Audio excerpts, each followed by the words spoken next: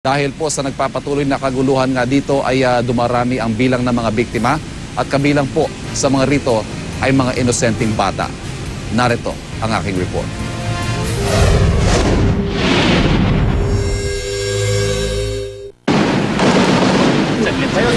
Dapit hapon itong Sabado, 4 na bihag ng MNLF Niswari faction ang nakalaya.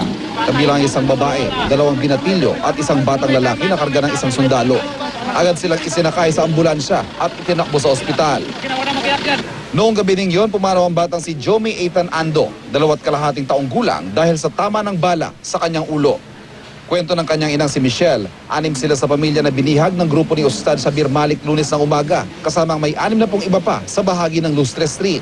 Noong una ay maayos pa raw ang trato sa kanila, hindi sinasaktan at pinapakain sa oras.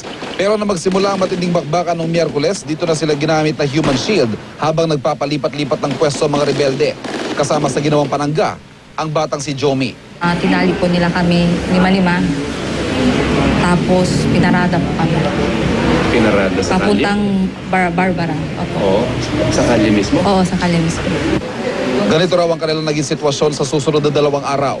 Kasamang 2 taong gulang na anak, makailang beses daw sila nagpalipat-lipat at halos hindi na kumakain at natutulog dahil sa maghapon at magdamagang putukan. Pero sa kasagsagan ng putukan Biyernes ang hapon, sa kanilang pagkubli, napilitan siya at ang anak na magtago sa imburnal sa gilid ng kalsada kahit abot leeg nila ang tubig. Sa pagpilit na itaas ang ulo ng batang si Jomi, tinamaan sa ulo ang bata. Hindi agad namatay ang bata at sa buong gabing yon hanggang Sabado, hindi siya naipagamot. Magdamag kasi silang nasa gitna ng putukan, kaya patago-tago pa rin. Inakala ng inang okay lang ang anak dahil ni Minsay hindi raw ito umiyak. Buhay pa po yung anak ko kasi madaling araw pa po, kumakanta pa po siya eh. Kumanta pa po siya.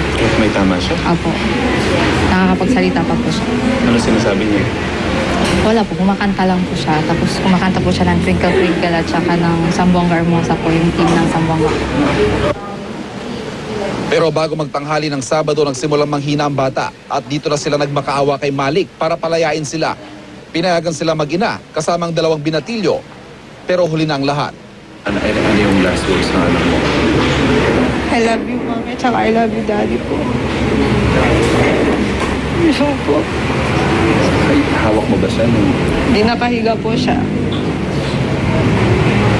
Tapos hindi na po siya nakakapagsalita. Tapos nag-seizure na po siya.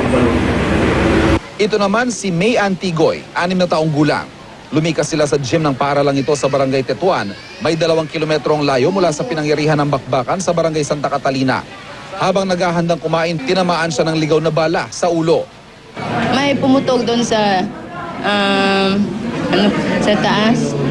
Sabi nila dapat daw yung bata natumba, tapos yung dugo marami na sirit dito talaga ang yung bala. Brain dead na si Mayan hanggang ngayon sa ospital. Yung mga bata lang po, kawawa sila. Wala man kasalanan ng anak ko sa kanila.